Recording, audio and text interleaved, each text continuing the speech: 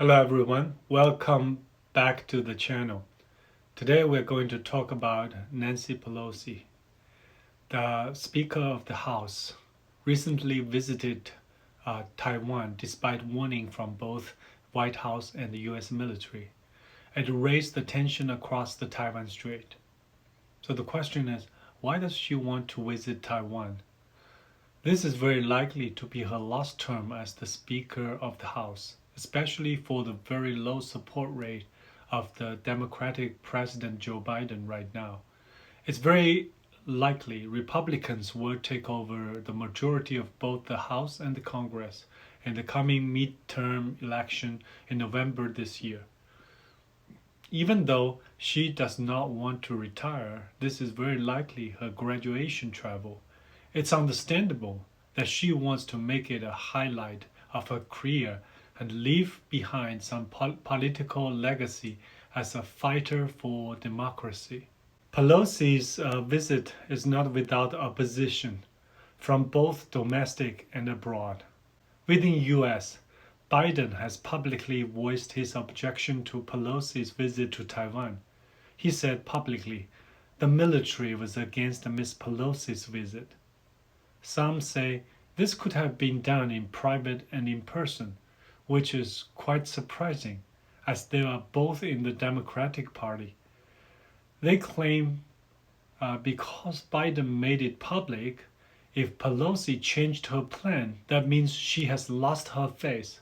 Sure, Pelosi must have a big face, otherwise how could she stuck to the office for decades? And this is the first time I know that Pelosi's face is more important than American interest. China has voiced the strongest anger and objection before Pelosi went to Taiwan, and Chinese military has declared there would be military actions to her visit. The Foreign Affairs spokesperson also warned that this may change the status quo in Taiwan Strait, and the responsibility is all Pelosi. Former chief editor of Chinese state media Global Times, Hu Xijin, suggested in his tweets Chinese military airplanes should escort her airplane or even shoot her down if she dares to visit Taiwan. Some has suggested that she is a brave woman and do things against any pressure. Before we make any conclusion, let's first see how did Pelosi arrive in Taiwan. First, Taiwan was not included in her official agenda, and she refused to acknowledge that she is visiting Taiwan, citing security reasons. I think even US President has not been so hiding his agenda before. This is the first time I've seen something like this. US official does not want to disclose her itinerary. According to the intelligence, after leaving Malaysia, Pelosi airplane had taken a detour away from the South China Sea before arriving at Taiwan. This is 3 extra hours trip. And this move was believed to avoid the controversy military area in the South China Sea. Then, on her way from Taiwan to South Korea, her plane took another detour to avoid East China Sea. All these moves showed that Pelosi either is worried about her own safety or the US military who escorted her is concerned of getting into a conflict with China. All these moves showed that Pelosi is well aware of the danger of visiting Taiwan and the tremendous pressure from PRC. Personally, I don't think taking the US military airplanes with escort of US aircraft carrier fleets really showed how brave she is. Because the strongest army on earth is standing behind her. It's not easy to get close to her from air, letting alone attacking her airplane. China is not likely to target her from the beginning. Instead, they will target Taiwan. Her move was only putting Taiwan into danger, not herself.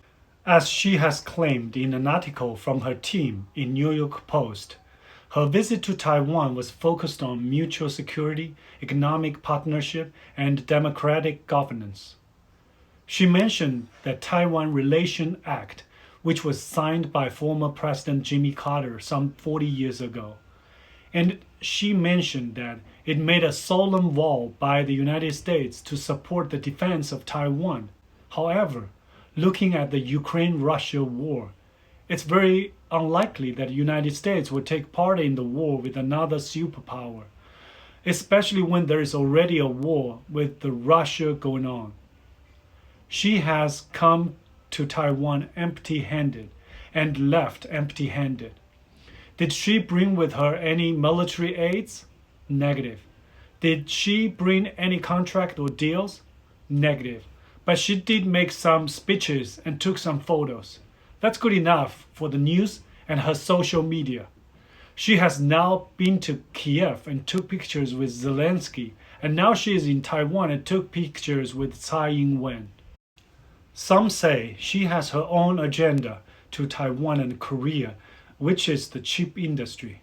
I highly doubt it. The bipartisan chip bill already passed Congress before her visit. I think there is only one word that best describes her intents: politics. Only politics.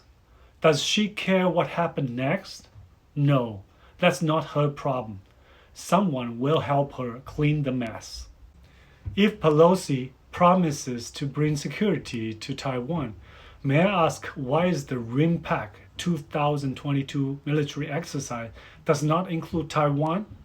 Why is the military exercise took place near the Hawaiian Islands instead of close by Taiwan? Let me tell you, the reason that no US media or Western media would tell you, that is because the US is afraid of the Chinese ever-growing navy, especially its supersonic missiles. Remember, the first island chain, which ranges from Japan, Taiwan, then the Philippines. Sorry, US can no longer contain China within the first island chain. After Pelosi visited Taiwan, the White House speaker tries to tone down her visit by repeatedly saying that nothing has changed. US still stand behind the One China policy. Speaker Pelosi has the right to visit Taiwan, just like the previous speaker a quarter centuries ago, and other senators earlier this year. Why is it the worst thing to visit Taiwan now? How does Pelosi harm US interest and democracy of Taiwan? The biggest reason is that US is not ready for the conflict in Taiwan Strait. No US media or the government would admit that, because there's already a war going on and Biden administration is continuously pumping US tax dollars into the Russia-Ukraine war. We are at a record high inflation rate in the past decades. The pandemic had already crippled US economy. We are seeing 2 consecutive quarters of dropping GDP in US. Many Americans are starving and suffering for the consequences of historic money printing. US strategic oil reserve is at the record low level.